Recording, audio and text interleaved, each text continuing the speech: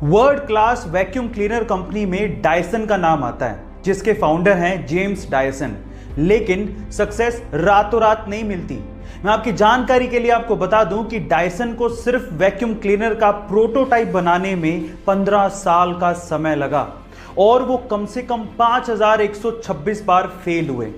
15 साल और 5127 ट्राई के बाद उन्होंने वो वैक्यूम क्लीनर सक्सेसफुली बनाया और आज डायसन कंपनी 70,000 करोड़ की कंपनी है।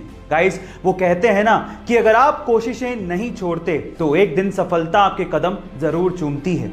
गाइस, आपको डायसन की ये स्टोरी कैसे लगी कमेंट सेक्शन में जरूर लिखिएगा। और अक्सर आप लोगों ने हिंदू रीति रिवाजों में दूल्हा दुल्हन को अग्नि के चारों तरफ 7 फेरे लेते देखा होगा, पर सवाल यह है कि 7 फेरे ही क्यों?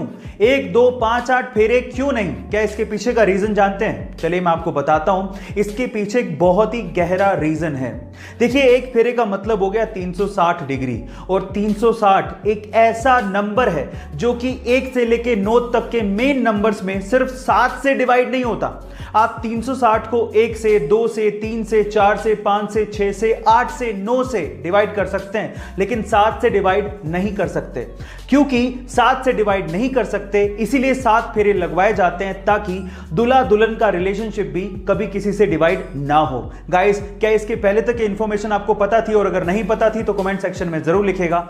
गाइस, अगर मैं आपसे सवाल पूछूं कि एक मिडिल क्लास प्रोफेसर की जिंदगी भर की कमाई कितनी हो सकती है तो आप लोग क्या कहेंगे? 5 लाख, 10 लाख, 50 लाख या 1 करोड़? इससे ज्यादा तो आप भी नहीं सोच रहे होंगे। लेकिन मुंबई के जमनालाल बजाज इंस्टीट्यूट में एक प्रोफेसर हैं जिनका नाम है शिवानंद मानकेकर, और उनकी कुल संपत्ति सुन के आप लोग हैरान रह जाओगे।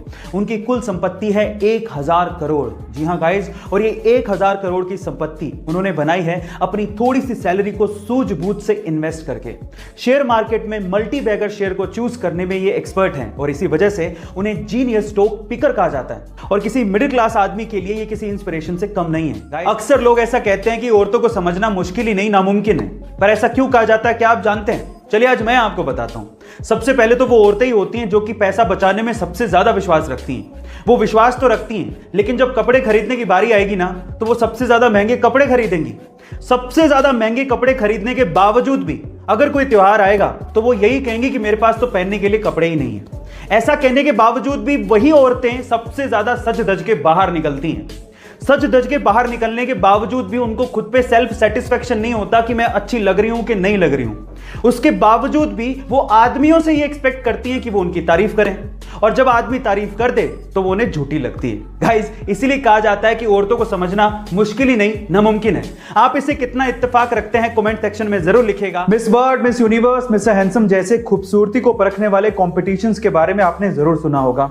कुछ ऐसे कॉम्पिटिशन्स जानवरों में भी होते हैं, जैसे कि क्यूट डॉग, क्यूट कैट। देखिए, खूबसूरती तक तो ठीक था, लेकिन क्या आपने कोई बदसूरती को परखने वाला कंपटीशन का नाम सुना है? जी हां गाइस, दुनिया में ऐसे भी कॉम्पिटिशन्स होते हैं। उनमें से एक है वर्ल्ड्स मोस्ट अगलीस्ट डॉग। सन 2015 में यह खिताब जिस कुत्ते को दिया गया उसका नाम है क्वासीमोडो। अब इसे अगलीस्ट डॉग क्यों कहा गया? क्योंकि यह जन्म से ही छोटे धड़ के साथ पैदा हुआ था।